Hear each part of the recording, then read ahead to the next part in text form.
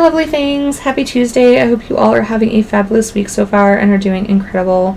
Welcome back to my Cavern of Secrets. As you know, this is the month of superstitions and urban legends. I don't know exactly why I chose this. I just know I've always been fascinated by the topics. And I possibly chose it because of April Fool's Day. Because I don't really know why we celebrate that, and I might do a video on that if you're curious to know. Just like I am actually really interested to know why we celebrate April Fool's Day and where that came from. But anyways, one thing I've always wondered though, why the fear of black cats and dogs?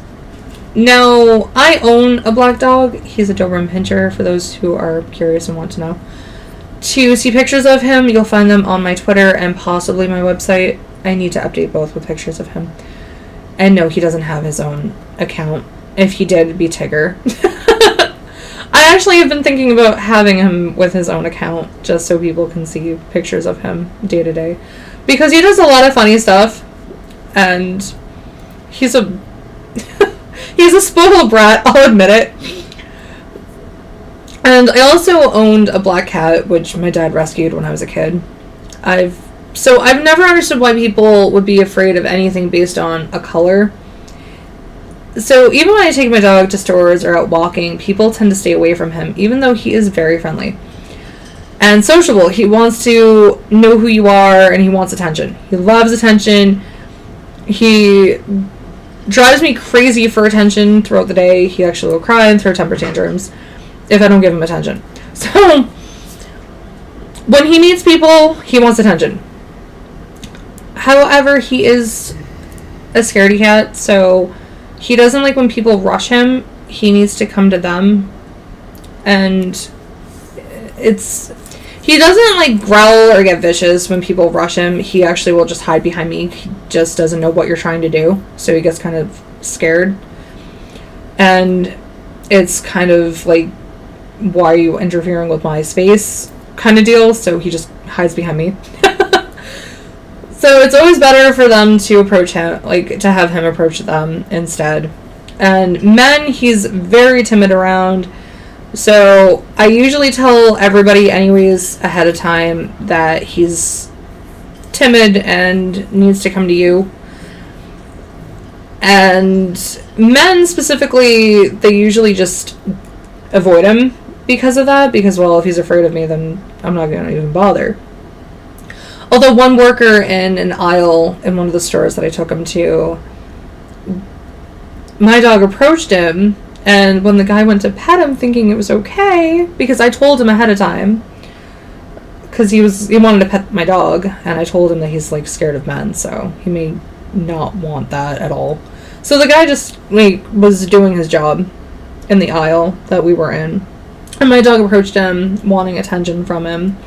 So the guy thought it was okay and went to pet him, and my dog went behind me like, what are you trying to do? Why'd you just interfere with my space? I was like freaking out. I thought it was funny. Especially since he's the one that instigated that. But, you know. So it honestly frustrates me when I've seen people go as far as taking another aisle or going into the woods to avoid him. Because for the most part, he's too preoccupied with everything around him that he's not really paying attention to you, to begin with, unless you try to get his attention. Like one lady worker at the store, she was trying to get his attention because she wanted to pet him. So she was trying to get him to come to her. So she kept calling him, and he finally did go to her, and he wouldn't stop giving her kisses and lots of love because he loved that she kept petting him. He loved the attention. So he didn't want to leave her. So every time he saw her, he kept running over to her, even though she was trying to do her job. So it was really funny. So it is upsetting when I see these people avoid him and kind of just don't even try to give him the time of day. But I'll see these same people approach a little dog. And I have a funny story with a little dog and my dog. So I had to take him to the vet for, I believe, just like a checkup, your routine checkup. We were on our way out, and a woman with a corgi was also there on her way out. So my dog approached the corgi slowly. He'd walk up to the dog and then stop to see if it was okay. Like, he wouldn't bull rush her, he would slowly approach her, but he'd stop in between to make sure that the dog was fine. And he always does this in public, no matter what. He's very cautious. Well, the corgi made no sign of aggression or anger, so my dog kept moving forward, but stopping periodically, like I said, to ensure it was fine. This went on until he was close to her, like almost nose-touching, close. That's when she went nuts. The corgi immediately pulled her lips back, started snarling and snapping at him and barking. My dog jumped and hid behind me because he didn't know what the hell was going on and he was scared. Everyone thought he did it, but I was watching him the entire time and I knew he didn't do anything wrong. And I wanted to make sure that if I needed to react, I could, just in case something went wrong.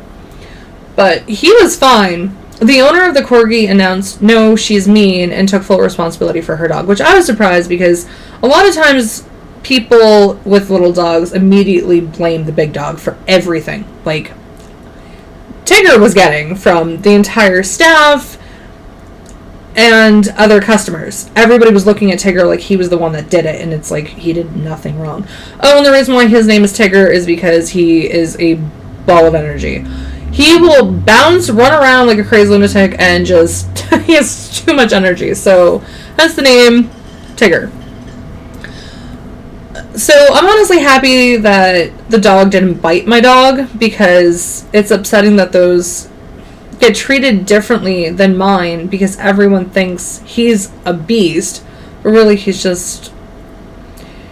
very docile and submissive, so he'll just love you to death, to be honest. Unless you're by the house. If you're by my house, no, he doesn't like you. He doesn't like you. He doesn't like anybody near his territory. He doesn't like you. So, while I was looking up why people are so afraid of big dogs or black dogs specifically, I found an article whose author mentioned how their black flat-coated retriever is treated. When he walks his dog through the city, people will cross the street to distance themselves from him, similar to my dog, how he's treated by those around him, while others step into storefronts to avoid him. The author mentions how his dog is friendly, bouncy, and sociable, so he can't understand why the avoidance. That's my feelings as well. He thinks it's because of some subconscious level there is a lingering association of large black dogs with devilish acts. For instance, in the British Isles, there are stories about Black Shuck, which is a massive black dog with glowing red eyes that roams the countryside and the very embodiment of the devil.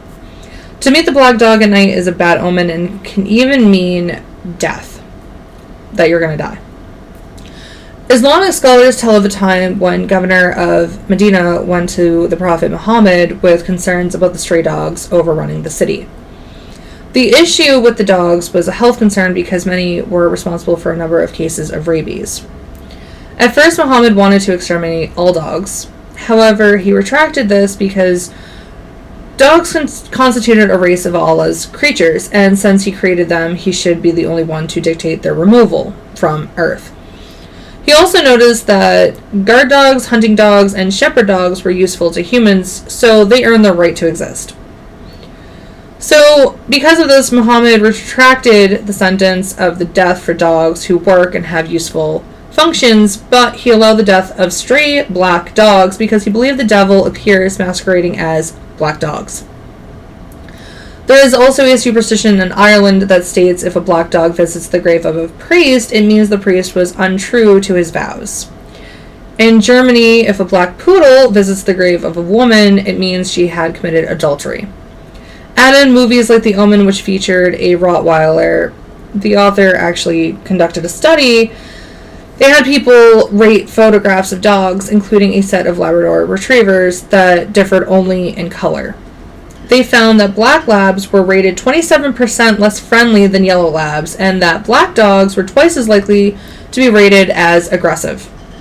However, in Eastern Asia, particularly Japan, devil dogs are white. The touch of such a dog predicts the death of the person involved, which I thought was interesting how it flopped.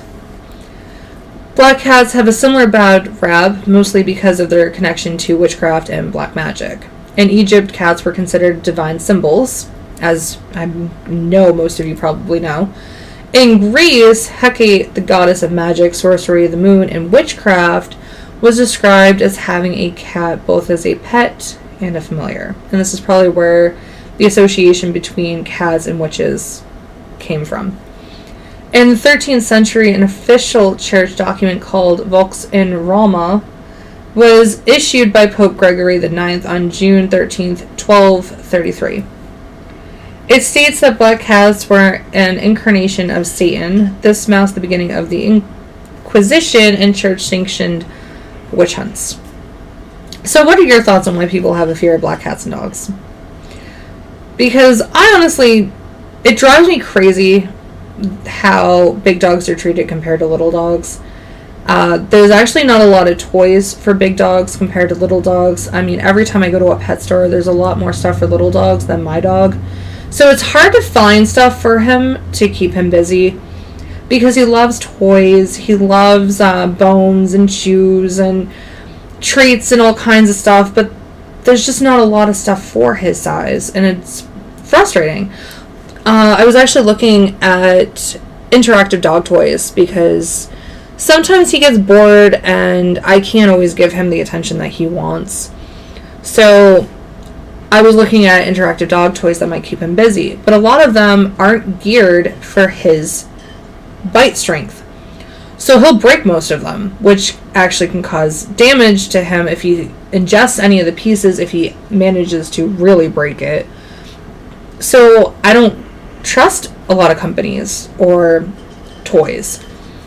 I have a select few that I trust for brands, but it's not as many as little dogs, and it's not fair. I think there needs to be more products for big dogs. I know it's harder to make things that are indestructible for a big dog, but they need stuff too. You can't just leave them out and go, yeah, whatever, they're fine. It's like they need stuff to keep them busy too. Especially when people leave them home alone for, their work days, or they have appointments or whatever. You can't just stay home 24/7, obvious. So you're going to leave them home alone at some point for a period of time. So it's good for them to have things that keeps their mind busy and occupied. What I honestly think is the reason behind the fear of black cats and dogs is the fear of the unknown. I've noticed when people don't understand something, they fear it, and it kicks in that flight or fight response. So sometimes they get aggressive or they avoid it altogether, which seems to be the case with how people react to black cats and dogs. Some approach it aggressively, wanting the animal of that color to be killed or neutralized, or they avoid it entirely by going to another aisle or crossing the street to get away from them. What are your thoughts, though? And if you have a black cat or black dog, how do people treat it? Have you noticed anything? If you have a big dog, have you noticed how they're treated compared to the little dog? Thank you so much for watching and sticking around to the end. Later this week, I'll be discussing the urban legends of Cropsey and the Bunny Man, along with sharing my review of Nightmare Alley, which you can stream on Hulu and HBO Max if you're interested. It is a really good movie. I strongly recommend it. If you don't want to miss those, click the bell icon to get updates on new content. Can't wait until Friday for those. Check out my other videos on the screen. Thank you again for the support. Take care until next time. Bye, everyone.